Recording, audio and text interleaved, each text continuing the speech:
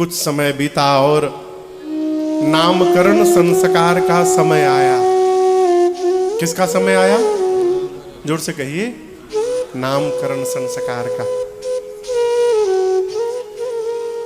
कल रात में हम लोग बात कर रहे थे, बैठे थे तो अजीब वो गरीब नाम लोग रखते हैं आजकल, ना कोई अर्थ है ना कोई महत्व है। नाम कौन बताता है? गूगल बाबा। कौन नाम बताता है? गूगल बाबा। नाम कैसा रखना है महाराज? यूनिक, पूरा यूनिक। न भूतो न भविष्यति, न आज तक कभी किसी ने रखा हो, न कोई सुना हो, न कभी सुन पाएगा। एक जगह हम गए कथा गाने, बहुत पहले, तो एक छोटा बच्चा था, बुला के पूछे क्या नाम है? बोला पिकुम। मैं क्या नाम है? क्या नाम? बोले पिकुम पिकुम। तो मैंने उनकी दादी को बुलाया, मैंने कहा इनका क्या नाम है? बोले महाराज इसका नाम पिक्कुम है, पिक्कुम। अब हम क्या बोले? बोले बहुत सुंदर नाम है। क्या बात है, भगवान प्रसन्न हो जाएंगे इस नाम से। कल मैं बता रहा था, रात को भैया लोग बैठे थे, एक जगह गुरुजी गए, घर वालों ने कहा गुरुदेव बच्चा हुआ, इसका नाम रखिए। गुरुजी पूछे क्या अक्षर पड़ा है? तो बोले पंडित जी बोले पू अक्षर पड़ा है। गुरुजी बोले अरे धन्य है, क्या बात है, बड़ा सुंदर अक्षर पड़ा है। आज से इनका नाम पू से पुरुषोत्तम होगा, इनका नाम पुरुषोत्तम होगा। कितना सुंदर नाम है ना। गुरुजी कहे आप लोग इनको पुरुषोत्तम पुरुषोत्तम कहिएगा, इनका नाम पुरुषोत्तम होगा। गुरुजी नाम रख के चले गए। 2 साल बाद गुरुजी पहुंचे उस घर में अपने चेला के साथ। गुरुजी पूछे पुरुषोत्तम कहाँ है? बोला हाँ बुलाते हैं। पुल्लू पुल्लू बेटा बाहर निकलो। अब गुरुजी चेला का मुंह देखे, चेला गुरुजी का मुंह देखे। चेला बोला गुरुजी आप नाम रखे पुरुषोत्तम, पुरुषोत्तम का पुल्लू हो गया। गुरुजी नाम रखे गए शालिग्राम, शालिग्राम का सुल्लू हो गया। क्यों करते हैं ऐसा? है आपको एक घटना सुनाऊं। अजामिल महापापी था, महापापी। उसकी पत्नी भक्ता थी। सरकार ठीक बोल रहा हूं ना? पत्नी एक महात्मा के पास गई और रोते रोते कही सरकार मेरे पति का उद्धार कैसे होगा, वो तो पाप में गति करते हैं। महात्मा ने कहा कि काम करना, तुम्हारी जो संतान होगी ना, जो पुत्र होगा, उस बेटे का नाम नारायण रख देना।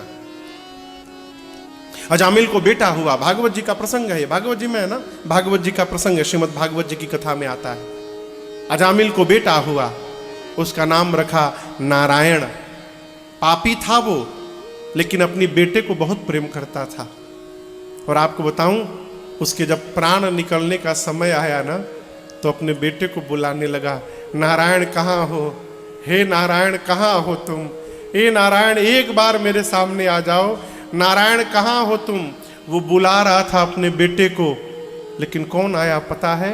साक्षात भगवान नारायण के पार्षद आ गए उसको लेने के लिए।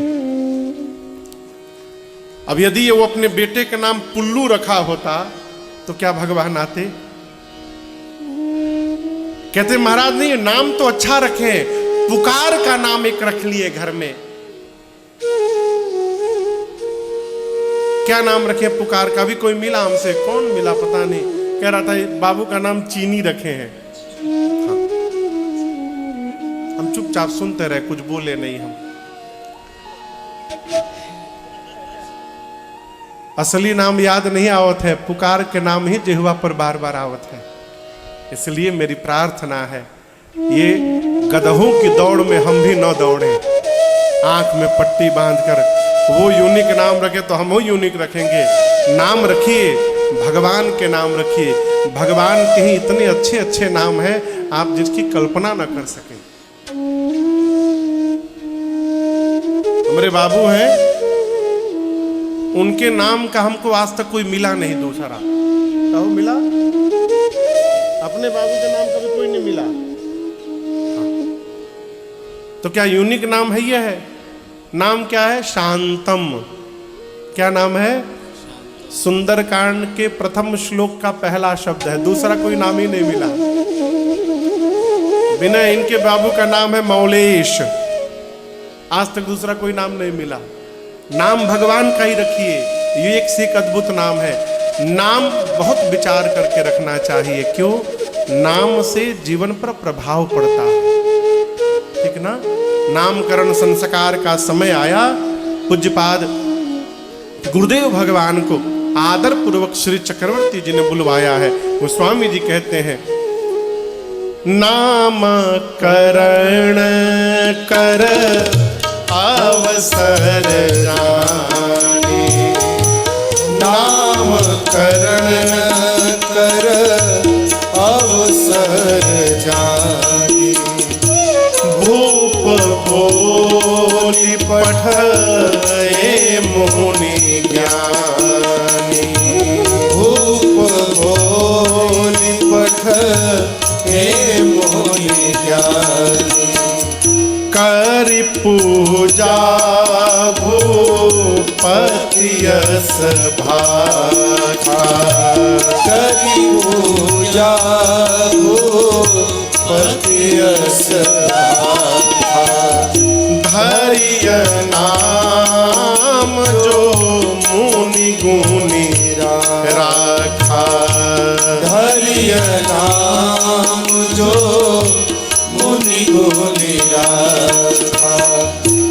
इनके नाम अनेक अनूपा, इनके नाम अनेक अनूपा, मैं नृप कहब समति अनूपा, मैं नृप कहब समति अनूपा, मैं नृप कहब समति अनूपा। गोस्वामी जी कहते हैं, नामकरण संस्कार का समय जानकर श्री गुरुदेव भगवान को श्री चक्रवर्ती जी ने आदर पूर्वक बुलवाया है। श्रेष्ठ आसन पर उनको बिठा करके पांव पखारा, पूजन किया। करी पूजा भूपति यस भाखा। क्या कहा महाराज ने? गुरुदेव, आपने मेरे बच्चों के जो नाम विचार करके मन में रखे हैं, कृपा करके एक एक नाम बता दीजिए। गुरुदेव ने कहा, महाराज इनके अनेक नाम हैं, आपने एक एक नाम पूछा है तो अपनी मति के अनुसार उन अनेक नामों में से एक एक नाम मैं आपको बता रहा हूं। सबसे पहले श्री दशरथ जी की गोद में श्री रघुनाथ जी विराजमान थे। गुरुदेव ने कहा, महाराज आपके ज्येष्ठ पुत्र आनंद के समुद्र हैं, ये सुख के धाम है, तिनके से लेकर त्रैलोक्य तक की सुंदर व्यवस्था करेंगे, ये सबको विश्राम देंगे महाराज, इसलिए आज के बाद इनका नाम राम होगा। राम जी के बाद, ठीक से बजा दीजिए, हाँ। राम जी के बाद मां कौशल्या जी की गोद में भरतलाल जी थे। गुरुदेव ने कहा, आपके दूसरे कुमार विश्वभरण पोषण कर जोए, ताकर नाम भरत अस होए। गोस्वामी गुरुदेव भगवान कहते हैं, महाराज आपके दूसरे पुत्र जो हैं, ये समस्त विश्व का भरण पोषण करेंगे। अब इसका अर्थ ये न निकाल लिया जाए कि भरत जी सबको भोजन कराएंगे। भोजन नहीं कराएंगे भरत जी, तो महाराज आप तो कह रहे भरण पोषण करेंगे। यही तो समझना है, हम जीवन भर पेट को भरने में लगे हैं, पेट को तृप्त करने में लगे हैं। क्या कभी हमने अपनी आत्मा को तृप्त करने के बारे में सोचा है? भोजन से शरीर का पोषण होता है, आत्मा का नहीं होता है। आत्मा का भरण पोषण भगवान के प्रेम से होता है, भगवत प्रेम से।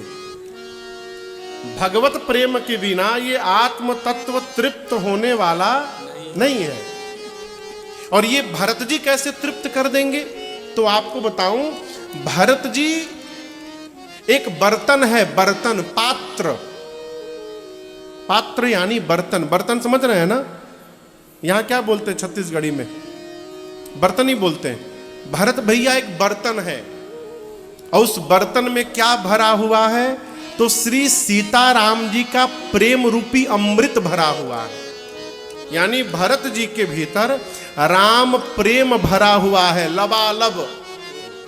मानस में बार बार कहा गया है, सबने कहा, तुम तो भरत मोर मत एहू, धरे देह जनु राम स्नेह। राम स्नेह ही भरत जी के रूप में प्रकट हो गया है। अब आप कल्पना करिए, मान लीजिए जग है, ये क्या है? जग। जग। इसमें आम का रस भरा हुआ है, और इसके नीचे हम गिलास लेके खड़े हो जाएं तो गिलास में क्या भरेगा? सेव का रस। क्या भरेगा? जो इसके भीतर है आम का रस। जो भी इस जग के नीचे आएगा, ये जग उसको आम के रस से भरता जाएगा। भरत जी हैं, भरत जी में राम जी का प्रेम भरा हुआ है। जो भी भरत जी की शरण में आएगा, भरत जी उसको राम प्रेम से लबालब भर देंगे। जो राम प्रेम से भरता रहेगा, उनका नाम भरत होगा। गुरुदेव ने नामकरण किया। भरत भैया के बाद सबसे छोटे भैया शत्रुघ्न भैया बैठे थे मां कैकेयी की गोद में। गुरुदेव ने कहा, महाराज आपके छोटे पुत्र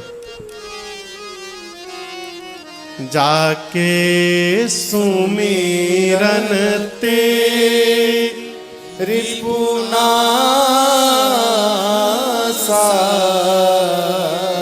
नाम शत्रुघ्न वेद प्रकाशा। गुरु जी ने कहा कि आपसे सबसे छोटे कुमार ये वो हैं महाराज, जिनके नाम का स्मरण कर लिया जाए तो शत्रु समाप्त हो जाए। ये बड़ा अटपटा विषय है। शत्रुघ्न भैया के नाम से शत्रु मर जाएंगे, ये कैसे संभव है? शत्रुघ्न जी तो किसी को मारे ही नहीं है, वो तो अयोध्या में रहे। मारा किसने? राम जी लक्ष्मण जी ने बाहर जा करके। लेकिन आपको बताऊं, शत्रुघ्न जी ने जीवन में केवल एक ही बार मारा है। और किसको मारा है पता है? मंथरवा को। पकड़ा, मंथरा के बाल को शत्रुघ्न भैया घसीटा, मारा एक लात कुबर पर। राम लक्ष्मण जी बाहर के शत्रु को मारे थे, और शत्रुघ्न भैया कहां के शत्रु को मारे? भीतर के शत्रु को, जो घर के भीतर बैठे थे। बाहर के शत्रु से डेंजरस घर के भीतर वाला शत्रु होता है। कल्पना करिए, बाहर आप किसी से उधार ले लिए, तो वो तब मिलेगा जब आप घर के बाहर जाइएगा। और घर के भीतर यदि उधार ले लिया आपने, तो कहां जाइएगा? आंख खुलते दिखाई पड़ेगा। सीताराम कब मिलेगा? घर का समाप्त शत्रु करना आवश्यक है। अब इसमें और भीतर प्रवेश किया जाए तो हमारे घर के भीतर के शत्रु कौन है? काम, क्रोध, मद, मोह, लोभ और मत्सर, ये हमारे शत्रु हैं। सब इन्हीं में परेशान है? ये मरेंगे कैसे? शत्रुघ्न भैया के नाम से। क्यों? जिसका नाम लेते हैं, मैंने आपको सुनाया था 2 दिन पहले, हम जिसका नाम लेते हैं उसका स्वभाव हमारे भीतर आता है। शत्रुघ्न भैया श्री रामचरितमानस के मौन पात्र हैं, बोलते नहीं हैं। और ये बहुत अद्भुत कला है। जिसको मौन होने का ढंग आ गया ना, उसके कई शत्रु अपने आप समाप्त हो जाएंगे। अच्छा आप बताओ, अश्विनी बाबू आप हमसे झगड़ा करने आ गए, आप करेंगे नहीं हम मानते हैं, लेकिन एक बात कही रहे हैं। आप कल्पना करिए हमसे लड़ने आ गए और आप हमसे खूब ऊंची आवाज में बोल रहे हैं, अब मैं चुपचाप बैठा हूं, आप कितनी देर बोलिएगा? बोलिए। हाँ, 5 मिनट, 15 मिनट, अच्छा 15 मिनट बोल लेंगे। अच्छा 15 मिनट बाद क्या करेंगे? चुप हो जाएंगे। आपसे कोई लड़ने आवे और आप चुप रहिए और सामने वाला चिल्लाता रहे, छोड़ूंगा नहीं तुमको, मैं देख लूंगा, ये कर दूंगा, आप चुपचाप बैठे रहिए। वो कितनी देर बोलेगा? 15 मिनट। उसके बाद आप नहीं बोलिएगा, आपन सिर खोपड़ी दीवार पर मारेगा, डन, और चला जाएगा। लेकिन यदि आप भी बोलते रहिएगा बीच बीच में, तो वो लड़ाई घंटों चल सकती है।